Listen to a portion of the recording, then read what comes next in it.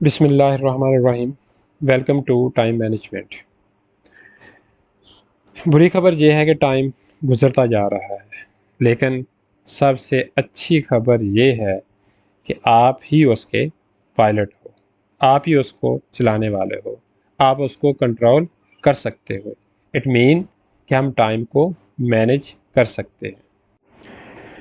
जी, time की management क्यों ज़रूरी है? इस वजह से कि टाइम एक लिमिटेड रिसोर्स है, जस्ट लाइक मनी। हमारे पास एक दिन में 24 घंटे होते हैं, ना इसको हम ज़्यादा कर सकते हैं ना कम कर सकते हैं। और जब एक वक्त गुज़र जाता है, टाइम गुज़र सक जाता है, तो उसको हम दोबारा रिवर्स नहीं कर सकते, रिकवर नहीं कर सकते। तो हमें फिर क्या करना होता है? हमें टाइम को मैनेज करना होगा, जस्ट लाइक मनी। जिस तरह हम पैसों की हिफाजत करते हैं, इस तरह हमें अपने टाइम की भी हिफाजत करना होगी। उसकी बजटिंग करना होगी कि कितना हमारे पास टाइम है और कौन कौन सी एक्टिविटी पे हमने उसको लगाना है। इस तरह बड़ी समझदारी के साथ टाइम को हमें स्पेंड करना होगा। तो इन चीज़ों को सामने रखते हुए हम मुख्तलिफ़ किस्म की स्ट्रेटजीज़ बनाते हैं, तरीक़ेकार अपनाते हैं, ताकि हम जो हमारे पास टाइम है उसे ज़्यादा से ज़्यादा उसकी उसको हम बेहतर तरीके से इस्तेमाल कर सकें, उसे ज़्यादा से ज़्यादा फ़ायदा हासिल कर सकें और उसमें से वेस्टिंग जो है टाइम की वो कम से कम हो। तो कई एक टाइम मैनेजमेंट की स्ट्रेटजीज़ मौजूद है, जिसमें एक ये है कि आप डे का स्टार्ट प्लान के साथ करें कि पहले आपके पास प्लान बना हुआ हो, तो आप डे का स्टार्ट करें। ये नहीं कि सुबह उठे हैं, अभी आपके पास पता ही नहीं है कि आज आपने क्या करना है। दूसरा ये है कि आप जब एक वक्त में एक टास्क के ऊपर फोकस करें।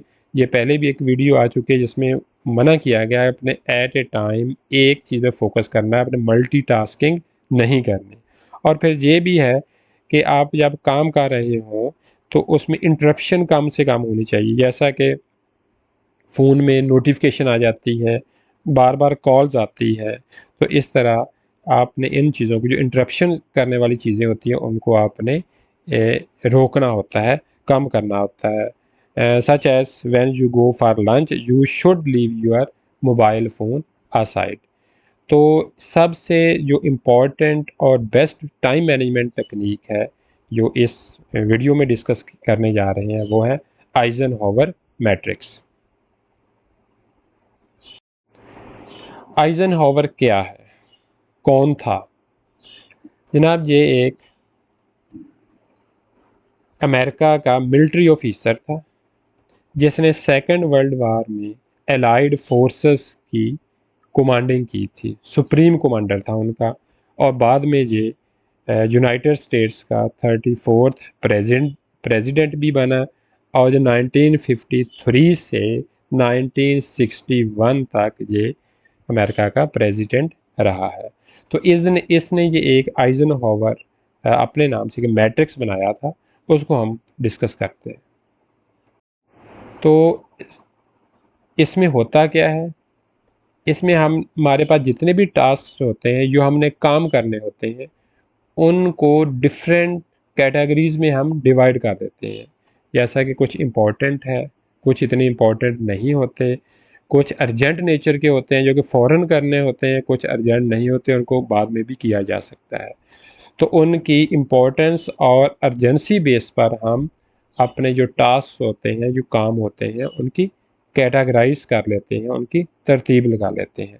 अब उन यही सबसे बड़ा मसला है कि हमने अपने जो ये तो कह देते हैं कि उसकी कैटेगराइज करो, लेकिन कैटेगराइज किस बेस पर करनी है, किस तरह करनी है, तो वो हम इसमें डिस्कस करते हैं।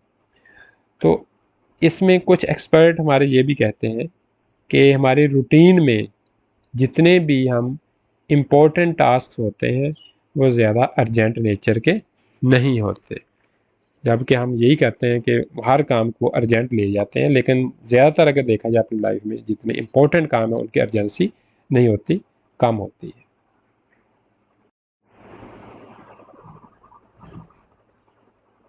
तो सबसे पहले हमने क्या करना है, एक मैट्रिक्स बनाएंगे on the basis of important, not important, urgent and not urgent. इसमें आपके पास 4 बॉक्सेस बनेंगे।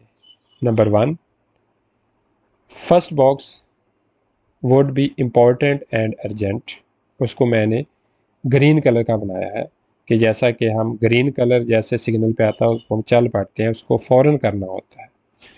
सेकंड वन, दूसरा जो बॉक्स है वो येलो है, जिसमें हमने जस्ट रुकना होगा, जो कि इम्पॉर्टेंट तो है लेकिन अर्जेंट नहीं है, फ़ौरन नहीं करने, उसको रुकना है, सोचना है, देखना है। थर्ड वन, जो कि इम्पोर्टेंट नहीं है लेकिन अर्जेंट है, फ़ौरन करने हैं लेकिन हमारे लिए इतने ज़रूरी नहीं होते। और लास्ट वन जो है वो बॉक्स है जिसमें जो कि अर्जेंट भी नहीं है और इम्पोर्टेंट भी नहीं है, आपने इस पे आकर रुक जाना है जैसा कि रेड सिग्नल पे रुकते हैं।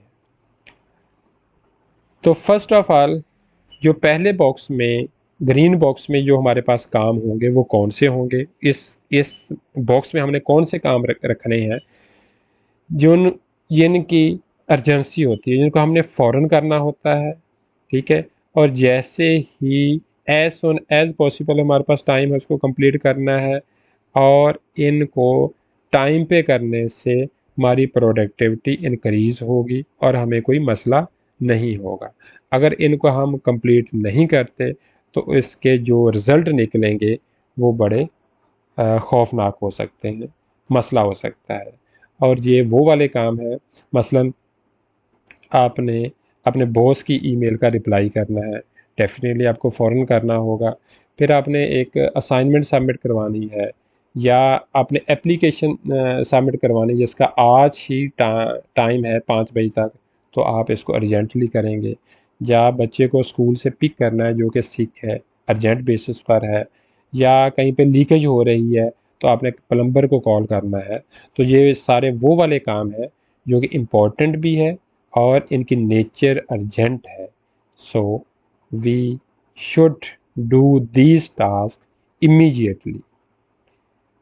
सेकंड वन, वो वाले काम जिनको हम थोड़ा सा डिले कर सकते हैं, फ़ौरन करने वाले नहीं होते, इनको डेफर किया जा सकता है, इनको पोस्टपोन हम कर सकते हैं, जो कि आप बाद में थोड़ा सा इस पे फोकस कर सकते हैं कि इसको मैनेज करने से क्या होगा, आगे पास टाइम थोड़ा बहुत बचेगा और वो टाइम वो आप इम्पोर्टेंट टास्क को दे सकते हैं। ये कौन से होते हैं, मसलन आपने अपॉइंटमेंट लेनी है डेंटिस्ट से, तो आप इसको एक आध दिन के लिए डिले कर सकते हैं। या आपने रिप्लाई करना है अपने को वर्कर की ईमेल का कि फर्दर जो फ्यूचर में इवेंट आ रहा है वो उस कैसा होना चाहिए, वो आप थोड़ा सा डिले कर सकते हैं। या फिर फैमिली का रियूनियन है, या आपने लॉन को क्लीन करना है, साफ़ करना है, तो ये अर्जेंट बेसिस पे नहीं, इसको आप थोड़ा सा डिले कर सकते हैं। तो इस बॉक्स में जितने काम आएंगे हम कहते हैं उनको डेफर किया जा सकता है और डिले किया जा सकता है। और तीसरे नंबर पर जो आते हैं, जो कि ब्लू में है, इसमें वो वाले काम होते हैं जिसको हम डेलीगेट करते हैं। वो जो इसमें पहले पोस्टपोन वाले डेफर वाले थे उनमें से बहुत सारे काम होते हैं जो कि आगे हम डेलीगेट करते हैं। डेलीगेट मतलब आपने वो काम खुद करने की बजाय किसी और को असाइन कर देते हैं जो कि इस काबिल होता है, जो इस करने की सलाहियत रखता है। तो इससे जो टाइम आपके पास बचता है वो टाइम आप अपने अर्जेंट और इम्पोर्टेंट टास्क को दे सकते हैं। मसलन एक मीटिंग पे जाना था जिसमें आपकी अटेंडेंस ज़रूरी नहीं है, तो आप अपने किसी सबॉर्डिनेट को भेज देते हैं। स्कूल की फ़ीस या यूटिलिटी बिल आपने जमा करवाना है, तो आप किसी सबॉर्डिनेट को या घर में किसी दूसरे फ़र्द को उसके लिए यानी अपॉइंट कर देते हैं। या आपने कार सर्विस करवानी है तो उसके लिए आप खुद जाने की बजाय उसको किसी दूसरे बंदे को डेलीगेट कर देते हैं। फिर आपने एक फैमिली डिनर अरेंज करना है, तो अगर आपके पास टाइम नहीं है तो किसी आप दूसरे फैमिली मेम्बर को उसके लिए अपॉइंट कर देते हैं।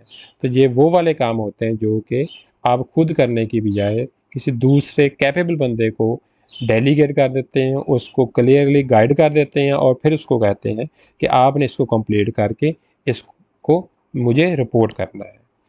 और लास्ट वन, ऐसे काम जो कि इम्पोर्टेंट भी नहीं होते और अर्जेंट नेचर के भी नहीं होते, ये क्या करते हैं, these task are essential practice to maintain your focus. ठीक है, तो ये आपके फोकस को जो होता है उससे दूर करते हैं।